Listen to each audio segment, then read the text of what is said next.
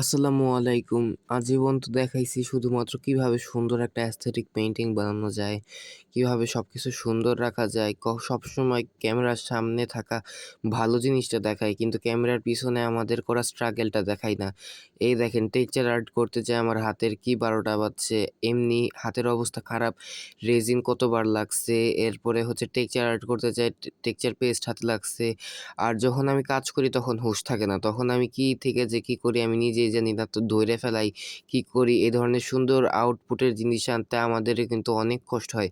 আর আমি কিন্তু এই হাতটা ৩ থেকে ৪ বার সাবান দিয়ে খুব ভালোভাবে ধোয়ার পর এই অবস্থায় আসছে। তার আগেও কিন্তু ছিল না। হাত একদম খরখরা হয়ে যায়। অনেক সময় অনেক ধরনের বিষয়, অনেক ধরনের খারাপ জিনিস ফেস করতে হয়। আর এগুলো আসলে খুবই বিরক্তিকর। আর শুধু যে আমরা এই ধরনের পেইন্টিং করি তা না, এগুলার ক্লিপ নেয়া লাগে। আবার বোরিং কাজ খুব বড় একটা, সেটা হচ্ছে এডিট করা লাগে। তারপর ভয়েস ওভার দেই, আপলোড করি। খুবই প্যারাদায়ক কাজ। আল্লাহ হাফেজ।